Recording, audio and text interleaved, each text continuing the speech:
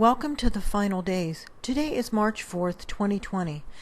Today I have some detailed information from Mike from around the world regarding the MidMay cosmic event, which I forgot to provide in yesterday's video. Sorry about that.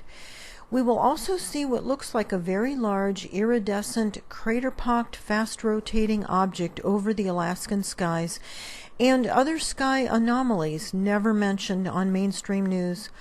All of the images shown in this video came from the Alaskan FAA weather cameras. These images are unedited except where obvious contrast is used to help view. The purpose of this channel is to show viewers that we are living in the very last days according to the Holy Bible, and how to prepare for what lies ahead. The south-facing camera at Gustavus Dock, Alaska, captured a very red, fast-rotating celestial object. Now, for several reasons, we know this cannot be a lens flare, the most obvious reason being its fast rotation. Our sun only rotates once every 27 Earth days. Thus, this object cannot be a lens flare of the sun. Its heavily textured surface makes it easy to see its rotation.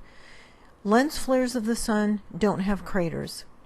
Additionally, this object does go behind clouds in some of these frames.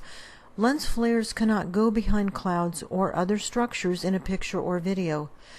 The contrast works much better if I can avoid getting any clouds or sun glare within the contrast area, but in some of these frames that was impossible.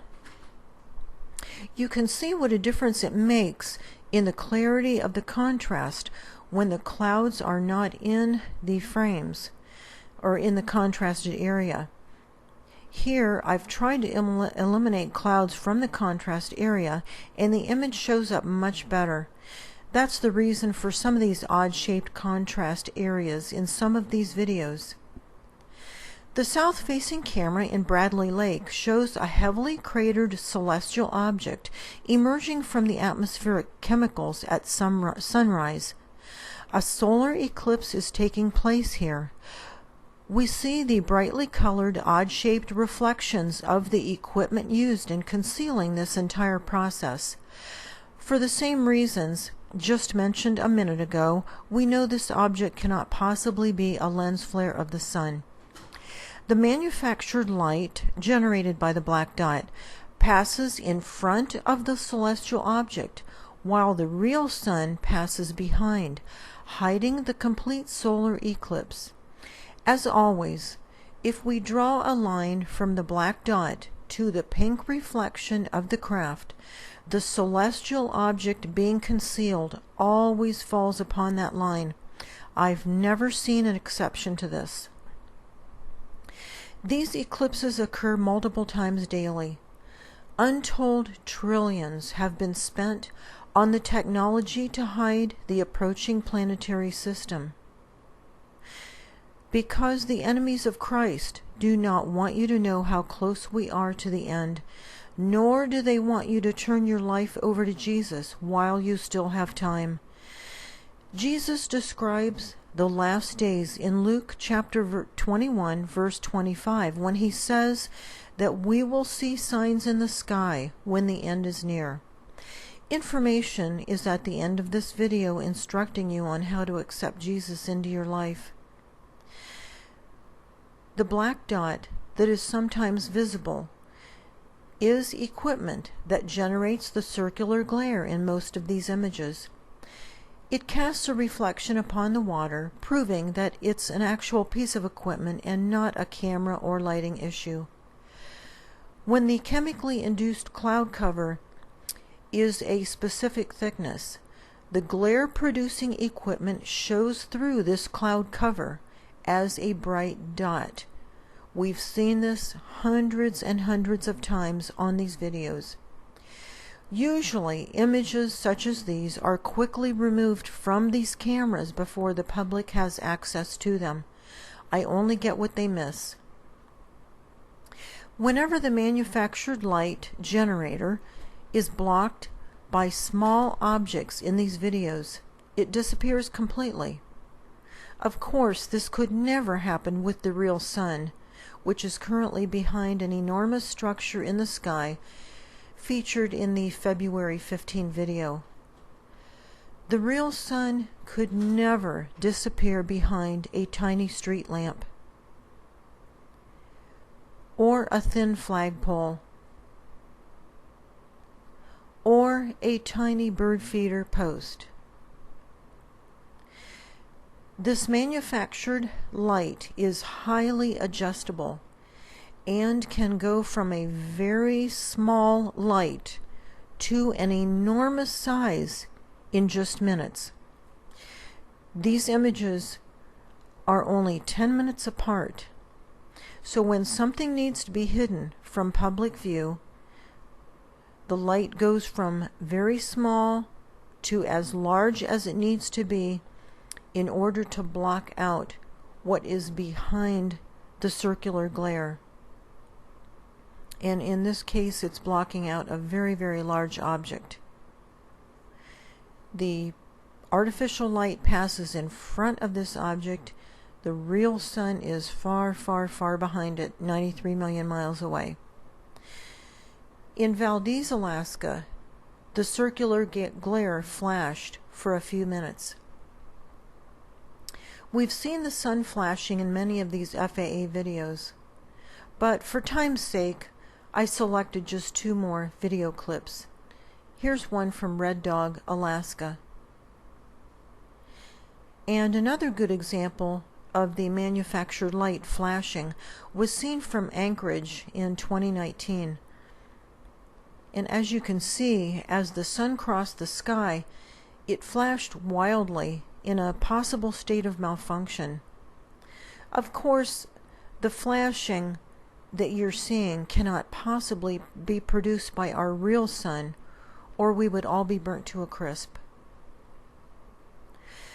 The southwest-facing camera in Talkeetna, Alaska, shows us some footage of one of the many sky lenses that are in place to bend light. They also remove focus and cause blurring of objects, making viewing of the approaching planetary system difficult and in some cases impossible. The technology in the hands of those in control of our earth and sky is way, way beyond the technology that you and I are allowed to know about. I believe much of this technology was solicited from the assistance of the demonic realm, the fallen angels. They've been here much longer than we have, and they are much smarter than we are. We know that this cannot be a lens flare, because a lens flare can never become partially illuminated by the object causing the lens flare. This object is becoming partially illuminated as the light source gets near it. There are many, many of these sky lenses installed around the Earth in a geosynchronous orbit. We know they are geosynchronous because they are stationary. Notice in this video footage that the sky lens doesn't move. This footage begins at 2:18 local time and it ends at 4:28 local time. During this 2-hour time span, the sky lens never moves. Instead, the manufactured light passes over it while the real sun passes behind. In these close-up images, we can see the telltale edge rim that we always see on these sky lenses. This is a dead giveaway that it's a sky lens and not a celestial object rolling through the sky. These sky lenses are helping to hide an inbound planetary system that is currently within our own solar system. This planetary system accompanies a magnetic celestial object so powerful that it bends light, time, and space. For this reason, it cannot be viewed directly, but its path of destruction can be monitored and projected. This representation of our solar system starts on March 1st. Notice Earth's position. The blue object is the magnetic anomaly that Earth is moving toward on its journey around the Sun.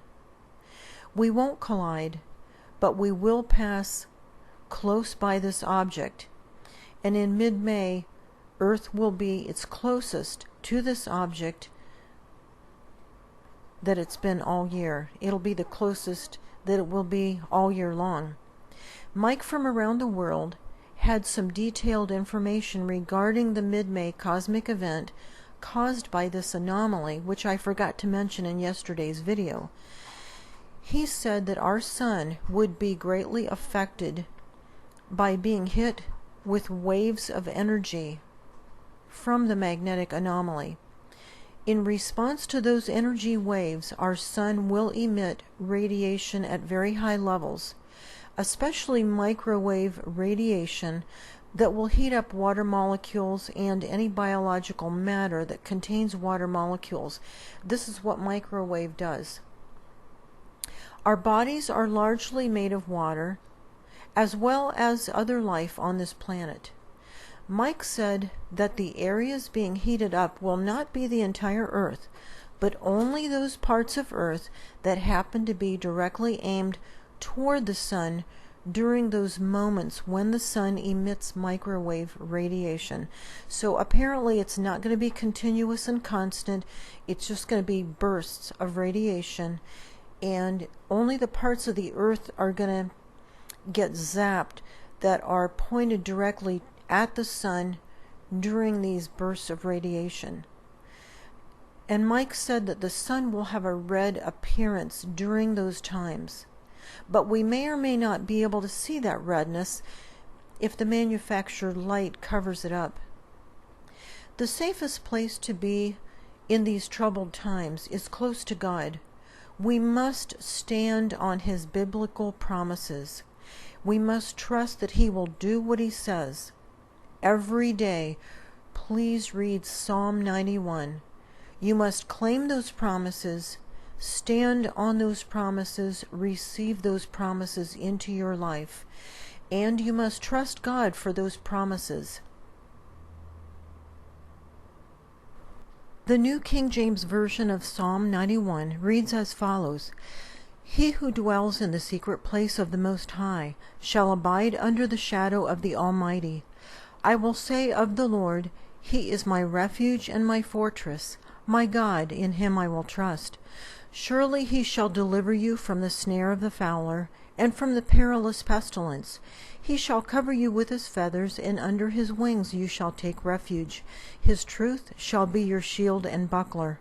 You shall not be afraid of the terror by night, nor of the arrow that flies by day, nor of the pestilence that walks in darkness, nor of the destruction that lays waste at noonday. 1,000 may fall at your side, and 10,000 at your right hand, but it shall not come near you. Only with your eyes will you look and see the reward of the wicked.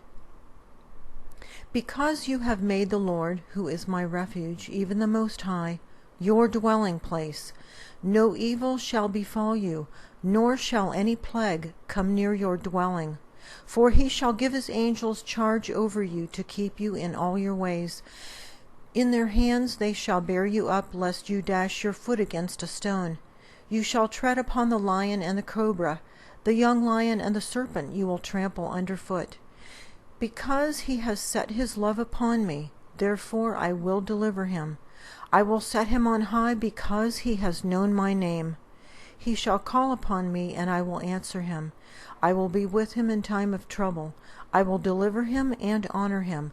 With long life I will satisfy him and show him my salvation.